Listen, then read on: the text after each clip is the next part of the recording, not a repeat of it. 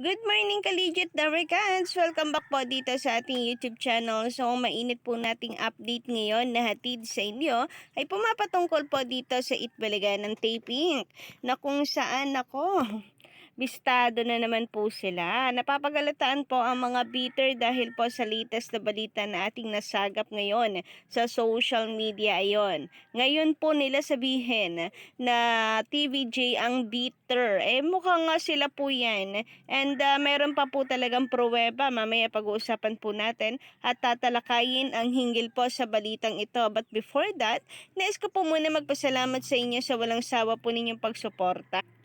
At of course, pagtangkilik sa atin pong mga daily updates single po sa TVJ and Legit Tower Cards. So, basta may kinalaman po sa Itbulaga, sa EAT, sagot na po natin ang balitang yan. Kaya naman kung isa rin po kayo sa hindi pa nakaka-subscribe sa ating channel, maaari po ninyong pindutin ang subscribe button and notification bell para kayo po yung maging updated sa mga inilalabas nating balita. Basta may kinalaman sa TVJ, Legit Tower Cards, nasa tamang channel po kayo. Kaya naman, wag na po kayong magdalawang isip pa na pindutin ang subscribe button. Samantala sa ating mga masusugid na taga-subaybay dyan, ayan, big shout out. Comment naman po kayo dyan sa mga nandito ngayon na nakikitambay sa ating YouTube channel. Ayan, magandang umaga, happy Sunday, happy dahil family time na naman. At the same time ay rest day po natin. Yun nga lang, wala tayong mapapanood na EAT ngayon, pero di bale, bukas din naman ay mapapanood po muli natin sila. So sa ngayon, ay enjoy po muna natin ang ating family day, ano? And unahin nga po muna natin na pag-usapan itong tungkol sa post ng Panyero. So ipinost na rin naman po ito ng TVJ na kung saan ay nag-glow up nga raw po itong si Alan K. Ayan na. Sabi dito, good morning mga idol, kompanyero and our guys. Ang bilis ng panahon, oh. Parang kailan lang ang liit pa ni Raisa dito. Tapos ayan, mayroon pong nakabilog dyan na kung saan ay background nila DJ and the Raisa May. So si Alan K. Kaya naging love trip and memes na rin po ito ngayon sa social media. At ibinahagi na rin po ito na sa Facebook page ng TVJ. And eto naman po ang ilan sa mga kaganapan kahapon para sa mga gusto pong sa mga team replay po dyan, ayan na po ang mga kaganapan. Ilan lamang po yan, ano, may patrophy na po sila Mayor Jose Manalo. So, sobra pong nakakatuwa ang segment po talaga kahapon.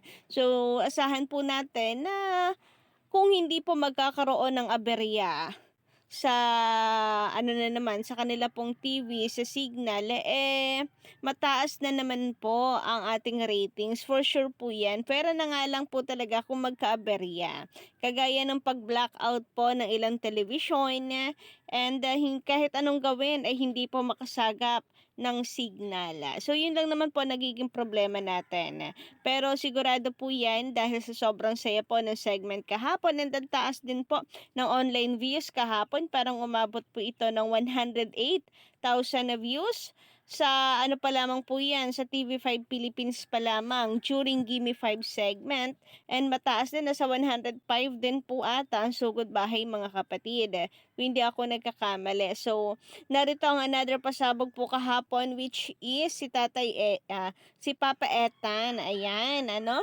ang ganda ng lahi ni Ellen. Anyway, nice din po pala natin i-congratulate ang mga Sing It winners kahapon. So ayan, congratulations sa inyo, Samantha Rascal, Joyce Apple Peralta, and Gina Drilon. Hashtag Digit the Records. Ang ayon po dito sa post ng TVJ Production. So kung hindi pa po kayo nakaka-follow dyan, yan po ang official Facebook tuloy. Yan po ang official na Twitter account ng TVJ. So, TVJ Production. Ayan, official TVJ pa rin po ang username niyan. Sa halos lahat naman po. Sa Facebook, sa YouTube, sa Instagram, at sa Twitter, official TVJ po ang kanilang username. Samantala, pag-usapan naman po natin itong nakakagulat, hindi pala nakakagulat, nakakumpirmadong kutob ng nating mga ka-legit Dabricats diyan. Hindi nakakagulat, nakumpirma lang lalo po ang hinala ng ilang legit Dabricats na malamang ay gusto nang ipagbawal ng Tape It Bulaga ang pagbanggit ng TVJ para maiwasan po yung pahiya segment nila kasi nakakarami na sila no? So, syempre bilang nasasaktan din siguro sila, in denial lang. Pero ngayon, ang ganda ng mga words no ni tawag dito ni Yorme na hindi daw po basta-basta mawawala sa isip ng tao ang TVJ. So may balak.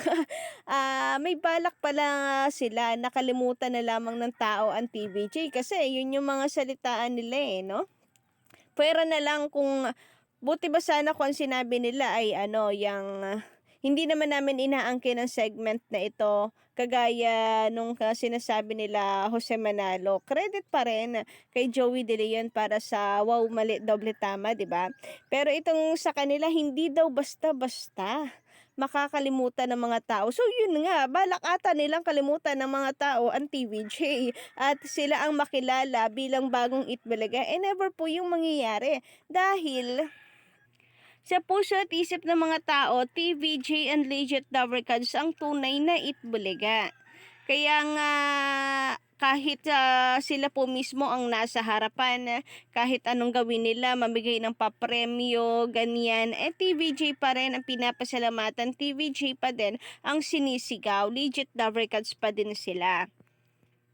Pero mukhang sincere sila. Nakalimutan na lang ng mga tao ang TVG, kaya meron pa silang pa-script diyan. So scripted po ang lahat ha.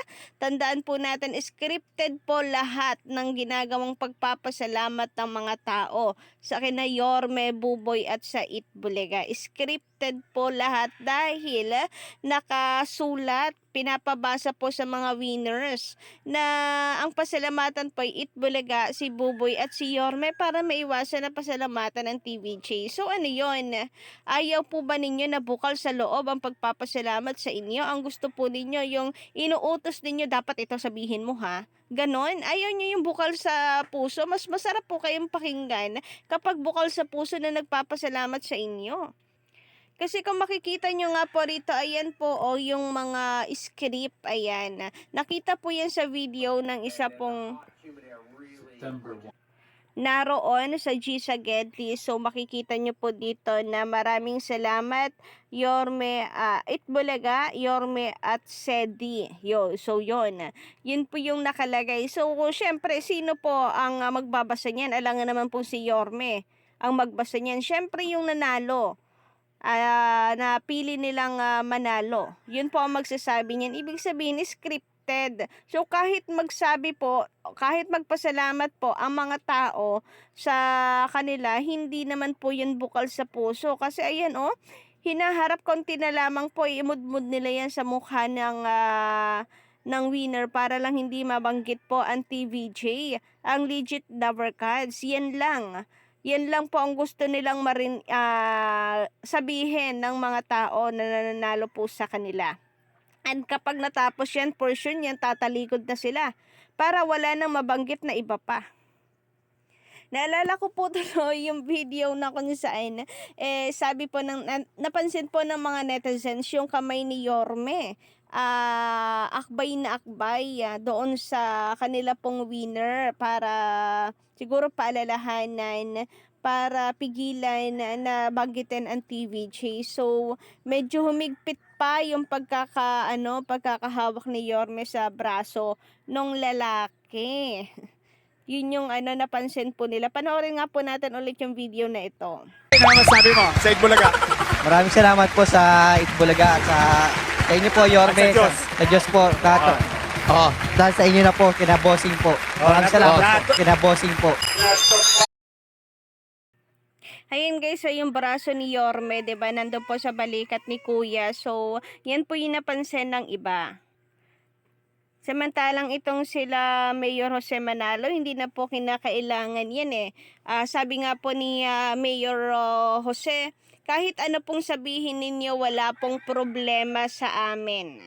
'Di ba? Kahit anong sabihin ninyo, itbulagaman ang pasalamatan niyo, okay lang sa kanila. So, ibig sabihin, wala pong pagpipigil. Hindi pa nilalayasan. Hindi tinatalikuran.